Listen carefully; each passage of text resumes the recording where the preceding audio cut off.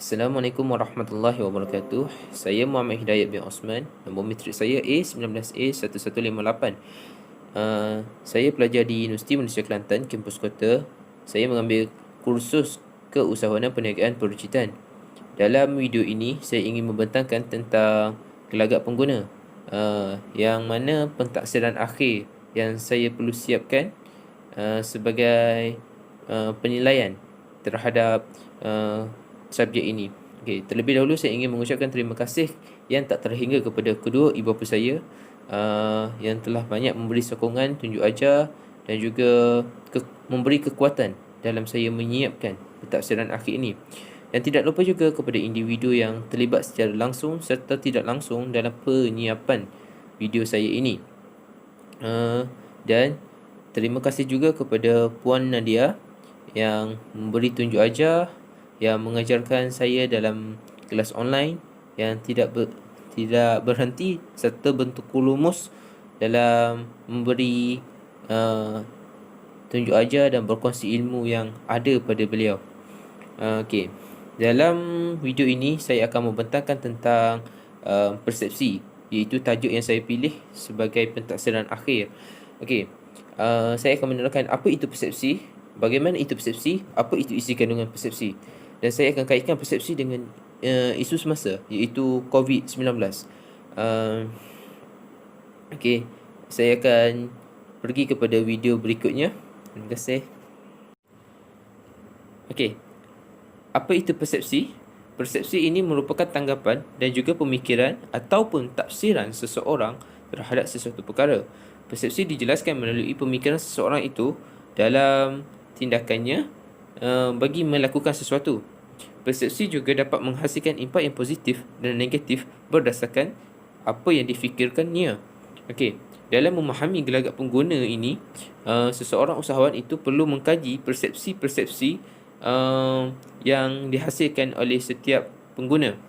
Okey, ini kerana setiap pengguna mempunyai persepsi yang berbeza-beza dalam membuat pilihan.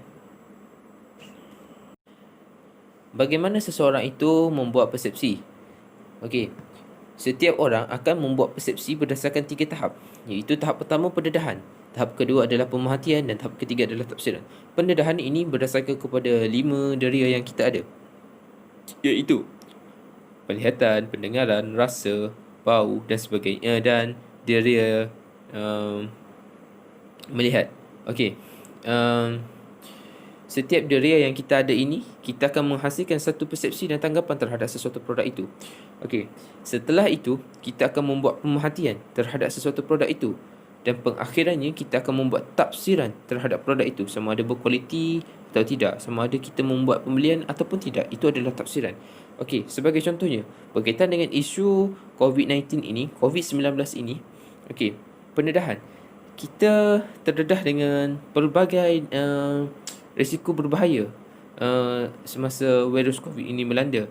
Jadi, kita diberi pendedahan bahawa penutup hidung dan mulut itu ataupun mask sangat penting bagi setiap orang. Jadi, apabila terdedahnya dengan isu sebegini, pendedahan ini membuatkan seseorang itu membuat pemerhatian. Adakah penutup hidung dan mulut ini penting untuk kegunaan sendiri? Adakah ia menjadi satu keperluan ataupun kehendak ataupun sekadar pemuas untuk diri sendiri? Okey. Ketika gejala COVID-19 ini sedang berlarutan, tidak dinafikan lagi bahawa penutup hidung dan mulut ini bukan lagi satu kehendak tetapi merupakan suatu keperluan. Keperluan dalam menjaga kesihatan setiap individu. Okey. Setelah itu, setiap individu akan membuat tafsiran. Adakah membeli emas ini bagus atau tidak? Membeli emas ini mempunyai manfaat ataupun tidak? Okey. Jadi, pengguna akan membuat tafsiran yang akhirnya pengguna itu akan membuat pembelian atau tidak terhadap sesuatu perkara itu. Terhadap emas itu, penutup hidung dan mulut itu. Okey. Assalamualaikum. Saya Muhammad Hidayat Osman, student daripada Universiti. Boleh perkenalkan diri? Saya Amirul Fitas dan saya IDM Macam. Okey. Okey, Mr. Firdaus, saya ingin menanyakan pendapat anda sebagai uh, pelanggan ataupun tetamu untuk di AOL.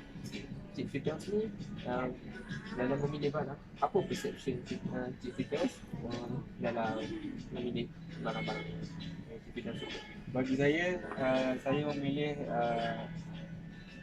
kualiti yang baik dan harga yang berpatutan dan mempunyai jenama yang bagus.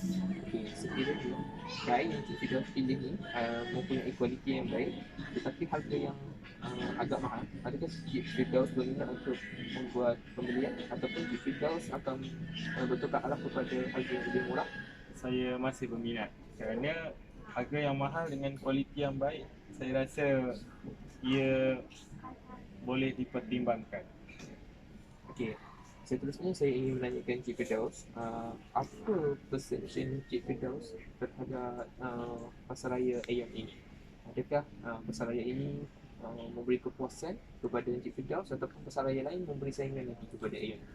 Pasaraya ni bagus kerana mempunyai luasan yang memuaskan hati pelanggan dan layanan kepada pelanggan juga okey. So, Cik Firdaus memang akan memilih AYAM Mall sebagai tempat untuk membeli belah. Ya, saya. Dan apakah perception keseluruhan terhadap AYAM Mall dan juga kedai-kedai dalam ini? Adakah bagi Cik Firdaus sangat baik ataupun sekadar memuaskan? Dia sekadar memuaskan. Okey, kenapa sekadar memuaskan? Sedangkan dalam AYAM Mall ini banyak sangat kedai-kedai butik, seluar-seluar berjenama, makanan. Tidak seperti macam Giant ataupun Maiden yang hanya fokus pada satu retailer sahaja. Dia seperti bila saya masuk saya tahu mana saya nak pergi, saya nampak apa yang saya perlu, saya tahu arah tuju. Sekarang maksudnya kalau antara satu retailer yang besar seperti Maiden ataupun Giant berbanding dengan retailer yang banyak macam AYAM Mall, Cik Firdaus lebih memilih AYAM Mall dan KB Mall ni. Ya. Okey.